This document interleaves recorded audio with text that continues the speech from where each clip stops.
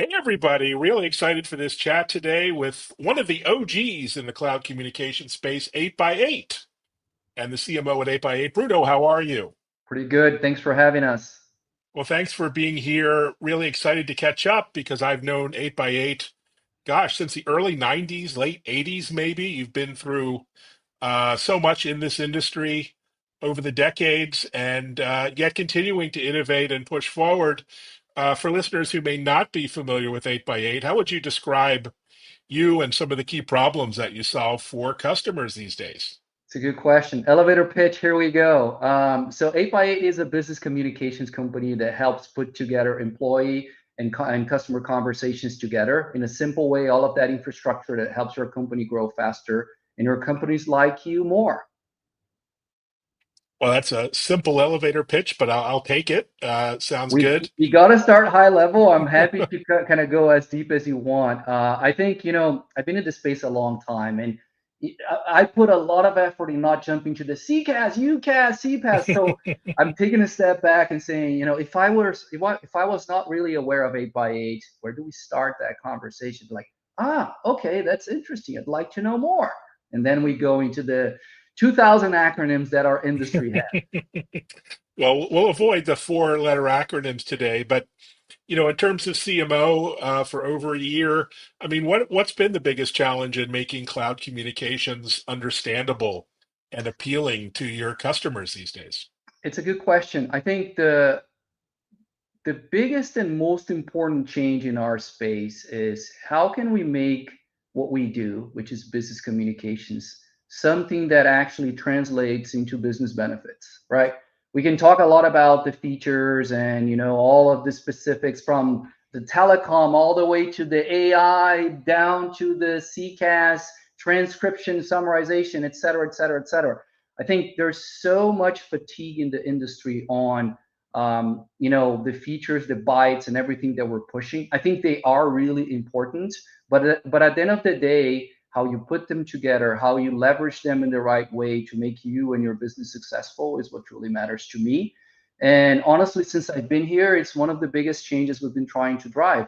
Again, I love our products. We have amazing technology, but people buy technology for a reason, right? I know that's very cliche coming in and saying that here, but in our space, I think there's a lot of fatigue out there, and there's a lot of players that are still pushing just the same old, same old. And yet the drive to improve customer experience continues. And you're really focused on that area. How do you see that happening through 8 by 8 technology? Yeah, so we've been, if you go back in time, we've been one of the first players to introduce the single platform for communications and then layering that into contact center. So we've been doing that for a long time. We then added in communication APIs, and every time I say an acronym, I should give you $1. So we'll see at the end of the podcast how many dollars I've given you. But so if you put together unified communications or business communications, and then you add contact center, and then you add the APIs. Those are the three categories that we play in, and we've been doing that for a long time. I think the difference there is because we've been in it for a long time, the ability to translate that back to an experience to a company, how you do that, the services, the experience is kind of our latest way of seeing the world there, where we've been evolving to. And I do think if you go back to business, acquisition costs has been at all-time highs. We're all tired of having bad experiences. So it's never been more important to companies to find a way to do that. Now, is it easy? There's so many ways and so many things you can do. That's what we're trying to simplify. Fantastic. And you're in an environment where there's so many competitors in UC and contact center, and you've been around for many years, so you appreciate that. But how do you set apart your technology and messaging in the Yeah. market So these days? so if you think about simplification, right? A lot of our buyers and a lot of the people out there that are buying this technology or that are starting to realize that they have to evolve their technologies, it's a very complicated business, right? So to put together and stitch together all of these different things is not an easy task for any IT and line of business CX department. So the way we differentiate is we've been doing this for a long time on putting the platform together. And we're also got much better at understanding what are the things that you need, when do you need, and what are the main pieces that you put together. So it's all about the right technology that you need across your business, right? So how can you get business communications to serve your customer experience direction? That's really the question we're trying to answer. And I think it's becoming one of our biggest differentiators. If you look back and see the amount of customers that are successful using our software, what I'm saying is that are successful in their businesses using our software versus other vendors, you're going to see that we're putting a lot of effort there. And that drives a lot of our internal transformation, a lot of how we see our customer, how do we become more customer centric, and all of those things. So I think it's a little bit of like, you got to have badass tech, but you got to have that tech in service of your customers, in service of your business, of their businesses. A lot of people say that. How do they back that up internally? How do they see the customer internally? All of those things add up. We put a lot of pride in that, and that's one of our biggest differentiators. Fantastic. So we've seen the market, shift from COVID and fully remote to hybrid to, in some cases, back to the office at scale and everything in between. How has that evolved your positioning and marketing and selling and delivery as well? Yeah, I think the if you go back, you know, my white beard is going to dictate and share my age, but I think the a lot of us had the privilege of building our careers early on by being in office, being in customer meetings face to face, getting their conversations face to face. I think when we went fully remote, we lost a little bit of that about that ability, I should say, to learn from on the job experience, right? Not 8x8, but all of us as humans going remote. I think the remote capabilities are awesome, but I think after that, the world changing how you buy, how you sell, how do you work. We're both here remote. It's awesome, but I think if we were in the same room, having a shared glass of coffee, the energy would probably be different. So I think for us, we're a hybrid company. We're not forcing anyone into the office. We do sell technologies that enable that. We use that. I work in Florida. Headquarters is in, Campo. I'm also on American Airlines. For me, a little bit of both. But also, I think the companies are starting to find a way of the best of both worlds, right? And that's where technology comes in. It's not dictating one or the other. It's building around your business and whatever empowers your business model and your operating framework. I think there are some things that, in my experience, when you run creative sessions or when you run deep data sessions or when you're in a C-level strategy meeting or if you're putting people on a sales kickoff, the energy in the room is really important. You're sitting down with a customer, showing them a demo. Those things, I do think there's a benefit of doing them in person, but I think it depends. How do you see it? Like, what are your thoughts on that? I'd love to throw that back at you. Yeah, it's interesting. I mean, there's almost no cookie cutter. Every company I talk to is in a completely different boat and has a different working style. And some are completely happy with remote work, thrive on it. Others are completely back in the office and demand their employees. And it's almost like it's a complete spectrum. So Yeah. I think that, the flexibility of the tech and security and other issues seem to come to the fore now. So it's really interesting to see how the market has just diverged across so many different use cases. I think what's also changing, of course, is AI, and nowhere more exciting than in CX and employee Yeah. experience and other areas. Do you have any anecdotes or stories around how Yeah. you're using AI at 8x8 to, understand your customers, maybe market better, differently, that sort of thing? It's a good question. And I think as a CMO, as I will also try to avoid all the buzz around AI so we can be very specific. I think there's two very interesting use cases there. When you think about 8x8 internally, since we rebranded last year, we've been spending a lot of time using AI for two main things. One is how can we be more customer centric about understanding the data? When I say the data, it's not just communications data. We use our own software, so we monitor all of our communications channels from Mm, a chat or a meeting between employees all the way down to the contact center, chat bot, email, audio conversation. And then we're using all of that to learn what are the main patterns that are having there, what are the main issues that we're seeing. That's number one. But also, how can we become more efficient? What are our own bottlenecks that we're seeing in our own operations? what's the sentiment around them, and things like that. So starting to sew a thread together that gives us an ability to learn from our business instead of reacting to the external channels from our business. I think that's been really fascinating. And it goes from delivering specific agents or agentic implementations that allow us to consume that data. But more important than that, spending a lot of time in architecting what are the right sources of data, what are the right systems that need to be interconnected. For example, I've been feeding a lot of our creative process all along the rebrand into kind of a CMO agent that became a little bit as an expert of what we do in our brand, and we use Mm, internally when we're going to write something. We use that. It gives us not only feedback, but it makes sure that we're very aligned to our message. We use that for a lot of data processing out around our customers. We're also trying, when you think about marketing, our job is to really kind of communicate better and grow the company. Targeting customers is very hard, especially at scale. AI now allows you to have specific customized message with a flip mm. of a switch. So we're trying a lot of those things when we run our ABM programs, like at a smaller kind of targeting level. We can have very customized message. So there's a lot of things coming up.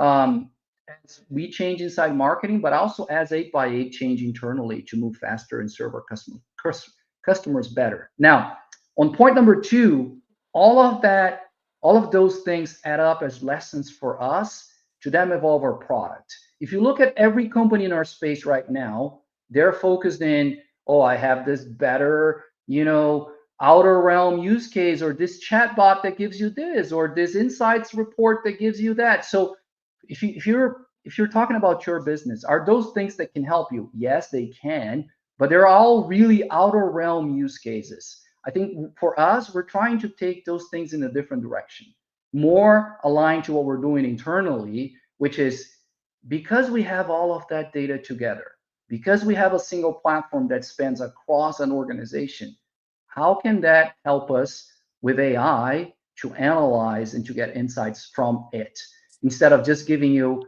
a better revised chatbot, which we do have, and I love it, but going much beyond it. That's great to hear. And speaking of that, I mean, how do you build trust and credibility with new customers for 8x8, given all the fake news and lack of trust, lack of in trust in anything or belief in anything anyone says these days in marketing? It's kind of hard to be a marketing person these days. That must be one of your challenges or key jobs is to have that credibility, and maybe it helps that you go back some 35 years plus in the industry. But what are your thoughts there? Yeah. So I see the world in a very simple way there. And I know I'm in marketing, but I'm a hardcore kind of, we lead with this specific and honest examples, and we lead like, you can be creative and you can do badass advertisement, and but it Mm, has to be solidified or glued to a foundation of things that we can deliver and things that make sense to our customers, right? So I think for us, and especially, and that's a little bit about me, that's what I believe, that's one of the things that when I wake up and when I go to bed, I'm like, okay, we're kind of doing the right thing 100% on asteroids, and we can do good marketing. But if people subscribe to this, it is what it is. This is it. There's no, and I know it doesn't happen everywhere, but I think at 8x8 we really stick to our word, or our word, I should say. When we have a problem, we send customers a check. mm. When we sell things that don't work, we fix them. I think it's about the reputation that you build over time. You can call that a brand. You can call that the respect and the way a company operate. I think those things add up, not only from the way we showcase externally, but the experience you have with us on delivery, on pre-sale, on sale, and then as a customer, right? I think most companies are trying to find a partner that they can trust and a platform that's going to be a long-term 5 to 7 year, 10-year decision. So they want to stick to someone that's going to help them and is going to be with them. I think sometimes when companies are growing in tech out there, they kind of lose touch of that ultimate truth. And that's why over time, a lot of them kind of lose their mojo, I think.